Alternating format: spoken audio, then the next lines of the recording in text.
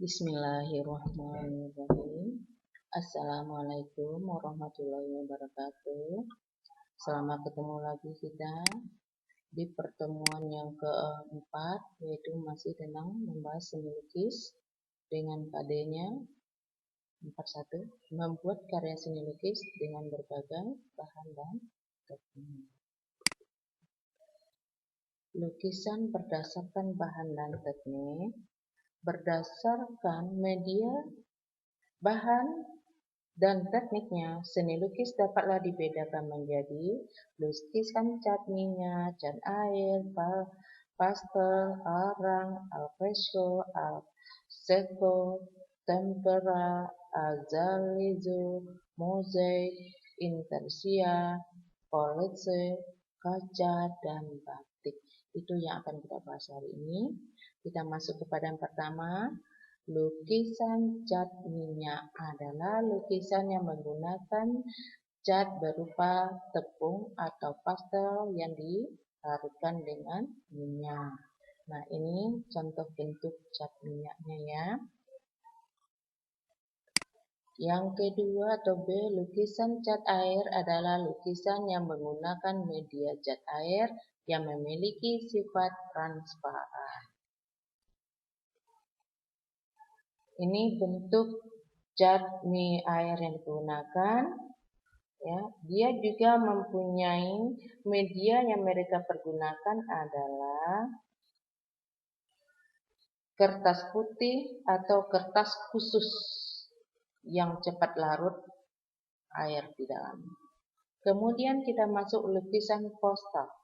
Adalah lukisan yang menggunakan butiran pigmen warna yang telah dipadatkan seperti batang kapur. Cara melukis adalah dengan menggoreskan batang ke atas permukaan kertas berstruktur atau kanvas. Nah, seperti ini. Goreskan ya.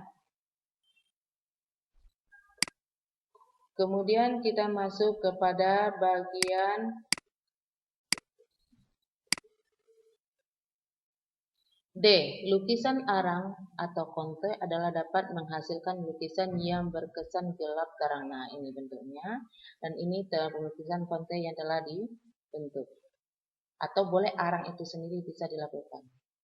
Kemudian lukisan alfresco adalah lukisan ini termasuk jenis lukisan dinding atau mural. Inilah mengandung arti French atau gelar.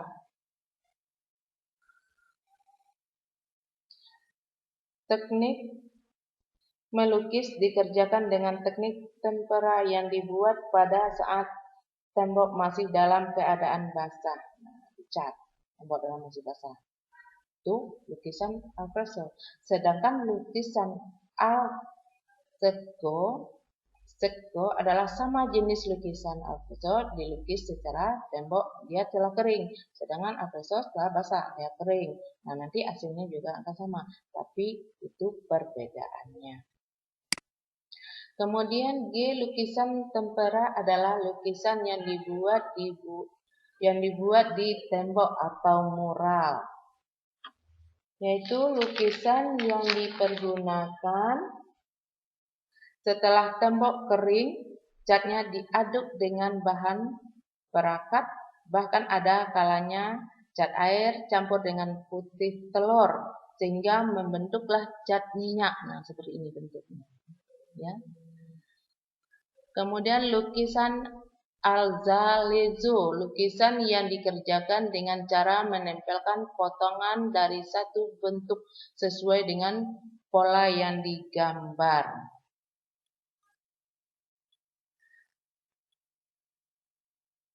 Teknik ini dahulunya banyak dipakai dalam kesenian orang Islam.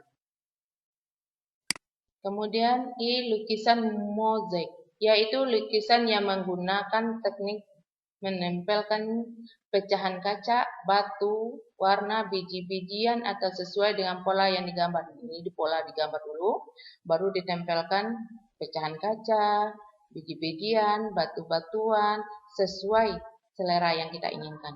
Sedangkan lukisan interracial, teknik itu sama dengan mozaik, hanya bahan yang ditempelkan berupa kayu tipis atau kulit kayu pada papan yang diberikan warna. Nah, ini juga dilukis, kemudian dikasih papan. Papannya telah diwarnai-warnai dulu, tempelan-tempelan papan.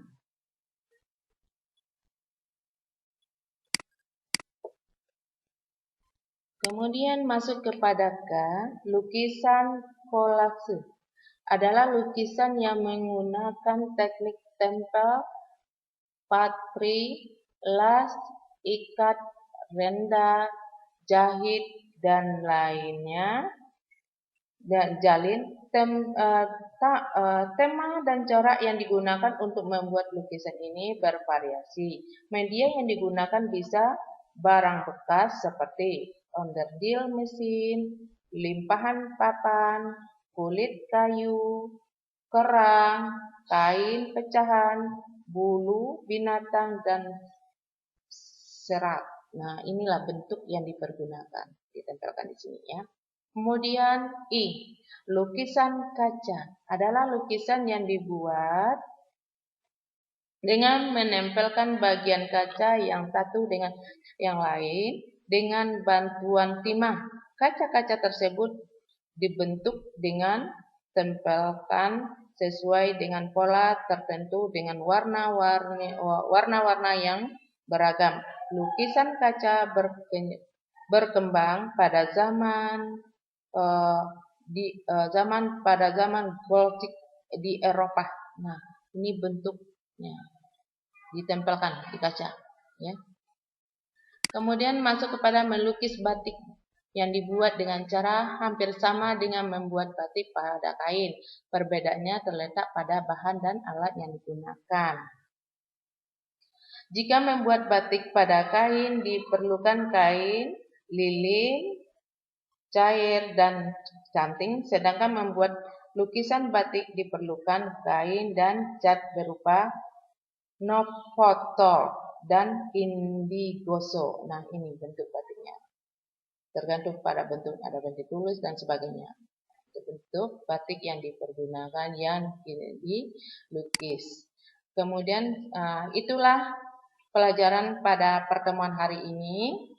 Kita sudahi dengan membaca Alhamdulillahirabbil alamin. Semoga pelajaran hari ini bisa bermanfaat untuk kita dan kita banyak bersyukur kepada Allah Subhanahu wa taala. Hanya sampai di situ dulu. Assalamualaikum warahmatullahi wabarakatuh.